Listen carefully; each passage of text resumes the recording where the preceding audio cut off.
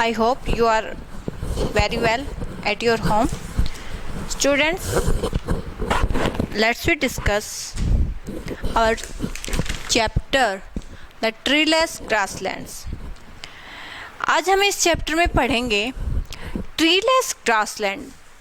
नाम से ही स्पष्ट हो रहा है ट्रीलेस और ग्रासलैंड्स, जहाँ पर ट्रीज नाम मात्र के हों और ग्रासलैंड्स हों, जहाँ पर ग्रास ही ग्रास हो, ऐसे ग्रासलैंड्स के बारे में पढ़ेंगे. वैसे हमारे वर्ल्ड में थ्रू आउट द वर्ल्ड बहुत सारे ग्रासलैंड्स हैं, लेकिन किसी एक ग्रासलैंड के बारे में हम यहाँ डिस्कस करेंगे.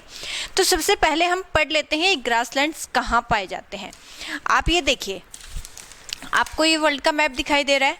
वर्ल्ड के मैप का रीजन ये इक्वेटर है. इक्वेटर के आसपास का जो रीजन है वो इक्वेटोरियल रीजन कहलाता है, लेकिन ट्रॉपिक्स ऑफ कैंसर से नॉर्थ में और ट्रॉपिक ऑफ कैप्रिकॉर्न से और जो ये एंटार्क्टिक सर्कल साउथ में और आर्कटिक सर्कल नॉर्थ में, ये जो रीजन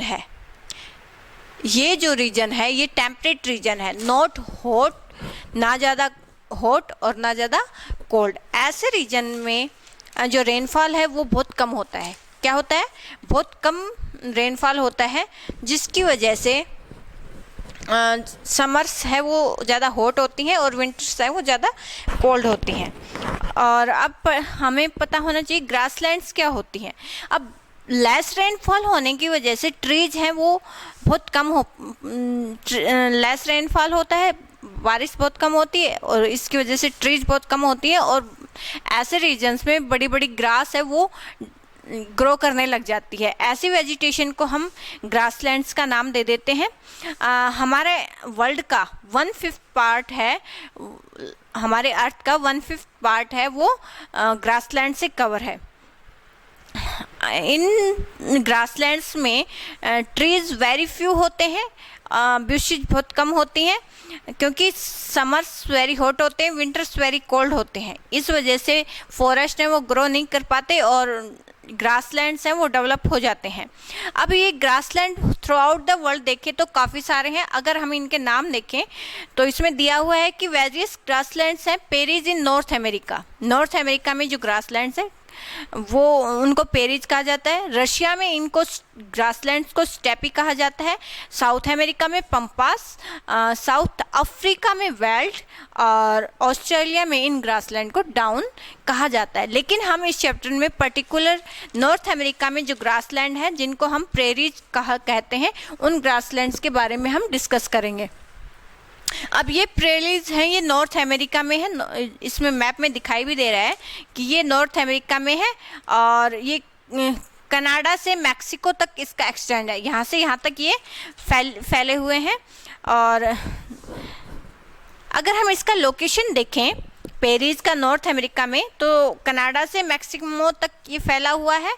अब देखा जाए तो ये एक्वाटर है और एक्वाटर से ऊपर ट्रॉपिक ऑफ कैंसर से और जो नॉर्थ पोल तक का जो बीच का रीजन है उसमें ये पेरीज रीजन है वो नॉर्थ अमेरिका में आता है.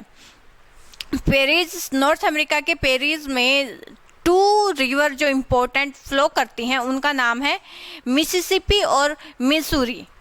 ये इस रीजन में अपना वाटर प्रोवाइड करवाती हैं. अब पढ़ेंगे climate and agriculture. Prairies region में किस टाइप का क्लाइमेट? एक्सट्रीम टाइप का क्लाइमेट है. कैसा होता है एक्सट्रीम टाइप का क्लाइमेट? यानी कि समर्स में हॉट ज़्यादा होना और विंटर्स में कोल्ड ज़्यादा होना. ये कैसा रीजन कहलाता है? एक्सट्रीम टाइप का क्लाइमेट कहलाता है. अब ज़्यादा हॉट रीजन में हॉट होना, समर में ज़्यादा कोल्ड होना, इस वजह से ट्रीज तो डेवलप नहीं हो पाते. रेनफॉल भी मिनिमम होता है जिस वजह से ये ट्रीज है ये डेवलप नहीं हो पाते.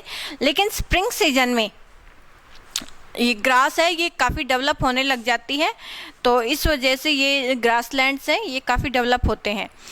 अब इस रीजन में जो रिवर दो होती हैं, मिसिसिपी और मैसूरी नाम की जो 2 रिवर्स हैं, ये फार्मर्स के लिए एक बून का वरदान का रूप है, क्योंकि इनसे फार्मर्स इरिगेशन इस रीजन में, प्रेरीज रीजन में इरिगेशन का वर्क इन्हीं 2 रिवर के वाटर से कर पाते हैं.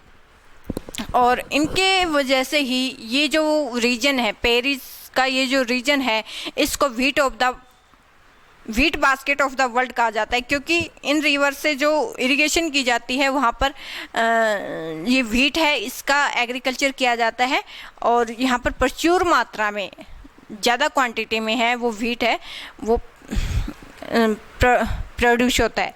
अब हम पढ़ेंगे वेजिटेशन एंड वाइल्ड लाइफ, किस प्रकार की वेजिटेशन है। देखिए बेटा, सबसे पहले ये रीजन्स हैं, ये बिल्कुल ग्रास से कवर्स रहते थे और बीसन जो एनिमल है, प्रेरीज में रहने वाला जो एनिमल है, वो यहाँ पर उसको ग्रेजिंग करते थे। लेकिन जब से यूरोपियन पीपल आके इन पेरीज रीजन में सेटल हो गए हैं, इन्होंने सबसे पहले तो उस प्लेस को क्लियर किया, फिर रहने लगे, फिर एग्रीकल्चर करने लगे और एग्रीकल्चर करने के बाद इन्होंने ये एनिमल्स जो पाले, they clear the land for agriculture, now they has become the biggest farming region of the world. अब ये पेरिस रीजन है, ये वर्ल्ड का बिगेस्ट फार्मिंग रीजन बन गया है यूरोपियंस के आने के बाद। कुछ एनिमल्स जो यहाँ पाए जाते हैं उनका नाम दिया गया है डॉग और सूसल, ये एनिमल्स है, ये यहाँ पर पाए जाते हैं। बर्ड्स के अगर देखें तो हॉक्स, आउल, ईगल, ये बर्ड्स हैं। रेप्टाइल्स भी यहाँ पर पाए जाते हैं पेरिस रीजन में। कुछ इंसेक्ट्स के नाम हैं जैसे कि lubber, grasshopper, tiger, beetle and harvester ant and tumble bug, ये कुछ इंसेक्ट्स के नाम हैं जो पेरिस में पाए जाते हैं। अब हम पढ़ेंगे कि पेरिस रीजन में जो फार्मर्स हैं उनका लाइफस्टाइल कैसा है और क्या क्या उनके ऑक्यूपेशन है। देखिए, पेरिस रीजन में जो फार्मर है वो फार्म्स में रहते हैं ज़्यादातर और वो होम स्टे डालते हैं, छोटे छोटे उन फार्म में, ऑन एवरी फार्म, सभी फार्म्स में जिनमें ये रहते हैं वो होम स्टे डालते हैं और उन होम स्टेट्स में फार्मर विद अपनी फैमिली और वर्कर्स के साथ, और वहाँ पर वर्कर्स को क्या कहा जाता है, काउ बॉयज़ कहा जाता है। जो वर्कर्स फार्म में काम करते हैं उनको काउ बॉयज़ कहा जाता है और वो इन स्मॉल सेट्स में रहते हैं।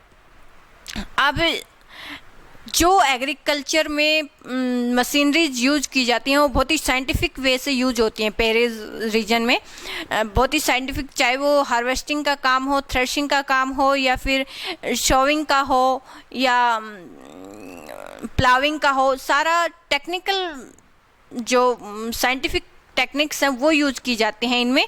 तो यही रीज़न है कि वहाँ पर ये जो प्रोडक्शन है, एग्रीकल्चर प्रोडक्शन है, वो काफ़ी ज़्यादा है।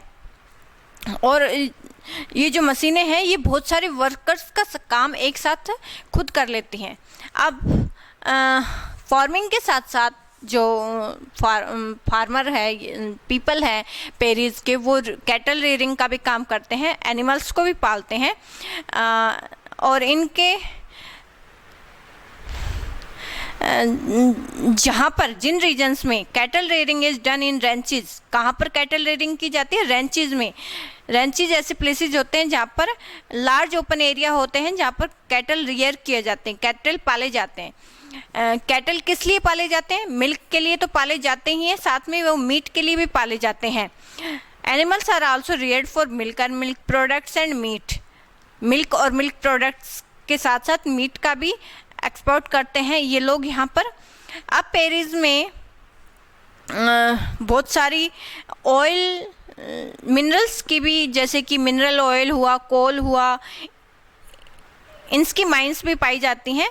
तो धीरे धीरे ये जो रीजन है नॉर्थ अमेरिका का, पेरिस रीजन है, ये काफ़ी धीरे धीरे काफ़ी डेवलप हो चुका है। डिफरेंट टाइप्स के ऑक्यूपेशंस यहाँ पर डेवलप हो गए, लोगों का लाइफस्टाइल भी काफ़ी धीरे धीरे डेवलप होता जा रहा है। तो okay students, this is your chapter. I hope आपको अच्छे से समझ में आया होगा। Thank you.